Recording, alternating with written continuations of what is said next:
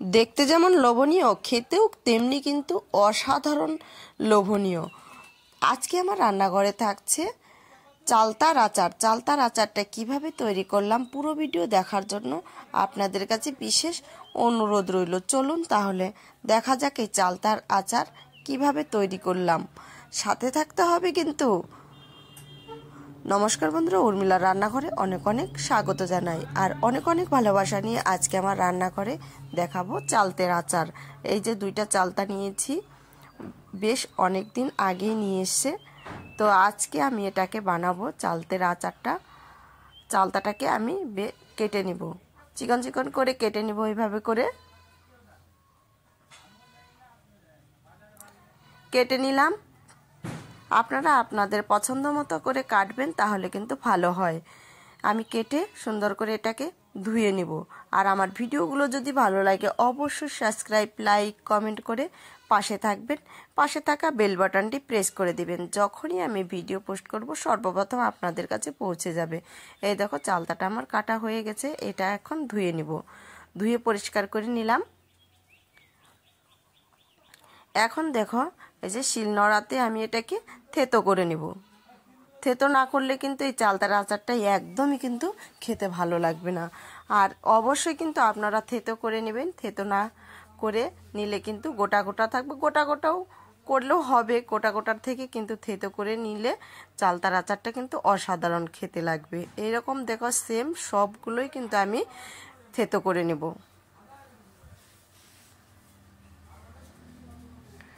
সবগুলো থেতো করে নিচ্ছি। আর আমার ভিডিওগুলো কে কোথা থেকে দেখছে একটু বলে যাবে, তাহলে আমার উত্তরটা দিতে সুবিধা হয়। সবগুলোই কিন্তু থেতো করা হয়ে গেল। একটা থালার মধ্যে আমি নিয়ে নিলাম।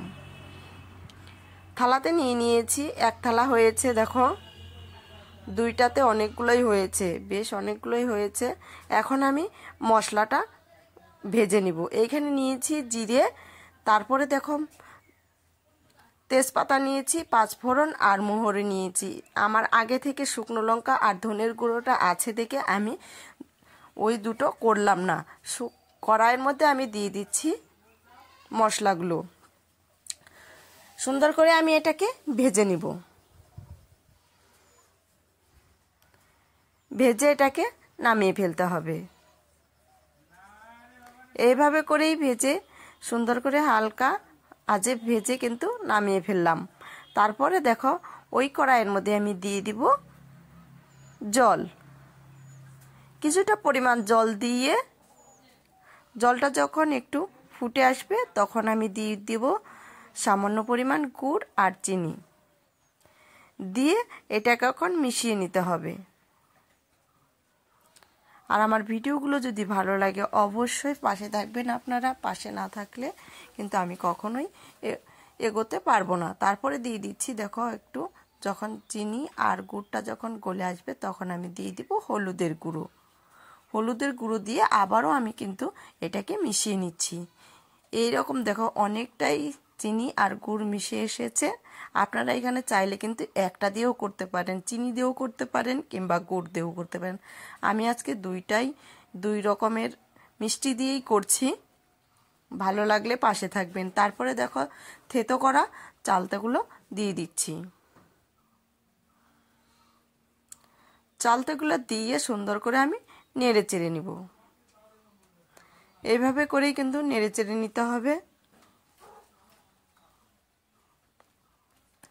তারপরে দিয়ে দিচ্ছি আমি লবণ। এখানে আপনারা আপনাদের পছন্দ মতো লবণটা দিবেন, তাহলে কিন্তু ভালো হয়। দিয়ে আবারও আমি কিছুক্ষণ এটা জাল দিয়ে নিব। যতক্ষণ না চালতাগুলো নরম হচ্ছে ততক্ষণ আমি জাল দিতে থাকবো। ততক্ষণে জাল হোক। আলাদা আর একটা কড়াইতে আমি তেল গরম করে নিব। গরম করে বেশ গরম করে ঠান্ডা করে নিব এই তেলটাকে। তেলের মধ্যে দিয়ে দিচ্ছি আমি মোহরি আর শুকনো লঙ্কা ফোড়ন। এটাকে বেশ ঠান্ডা করে নিতে হবে। ঠান্ডা করে না নিলে কিন্তু আচারে কখনোই কিন্তু গরম তেল দিতে যাবেন না। তেলটা গরম করে যতটা ধোয়া উঠবে ততটা গরম করে তারপরে ঠান্ডা করে নেবেন। অবশ্যই কিন্তু আচারটা অনেক দিন থাকবে আর খেতেও কিন্তু দারুণ হবে। এই যে দেখো এইদিকে আমি আবার দেখো অনেকটাই কিন্তু আমার নরম হয়ে এসেছে চালতাগুলো, আর এইদিকে দেখো অনেকটাই কিন্তু কমে এসছে গুড়ের জলটা। আমি এখন এটাকে নামিয়ে ফেললাম, একটা থালাতে আমি নামিয়ে নিব। তাহলে সম্পূর্ণ ভিডিওটা দেখে বাড়িতে একবার হলেও ট্রাই করে দেখবেন, অসাধারণ লাগবে খেতে। এইরকম আচার যে কোনো রেসিপি বাড়িতে তৈরি করে খাওয়ার কিন্তু মজাটাই আলাদা। তারপর দেখো মশলা আমি এইদিকে গুঁড়ো করে নিয়েছি, আগে থেকে যে মশলাটা ভেজেছিলাম, আর এইদিকে দিয়েছি শুকনো লঙ্কার গুঁড়ো, ধনের গুঁড়ো, আর ধনের গুঁড়োটা ওটার সাথে মিশিয়ে দিয়েছি, আর এখানে দিয়েছি অল্প গরম মশলার গুঁড়ো, লঙ্কার গুঁড়ো দিয়েছি। যে যেরকম ঝালের পরিমাণটা খাবে সেই রকম কিন্তু দিয়ে দিবেন, তাহলে কিন্তু ভালো হবে। এইভাবে মশলাটা দিয়ে সুন্দর করে কিন্তু চালতার সাথে আমি মিশিয়ে নিব। দেখেছেন তো অসাধারণ লাগছে না? আর এইদিকে আপনাদের একটা জিনিস দেখাতে ভুলে গেলাম, তো যে তেলটা আমি আগে থেকে যে ঠান্ডা করে নিয়েছি, ওই তেলটা আমি ভিডিও করতে ভুলে গেছি, দিয়ে দিয়েছি। এই যে দিয়ে দিয়েছি। আর ভিডিওগুলো যদি আমার ভালো লাগে অবশ্যই সাবস্ক্রাইব, লাইক, কমেন্ট করে পাশে থাকবেন। পাশে থাকা বেল বাটনটি প্রেস করে দিবেন, যখনই আমি ভিডিও পোস্ট করব সর্বপ্রথম আপনাদের কাছে পৌঁছে যাবে। আর সম্পূর্ণ ভিডিওটা দেখার জন্য অসংখ্য অসংখ্য ধন্যবাদ। আপনারা ভালো থাকবেন, সুস্থ থাকবেন এই কামনাই করি।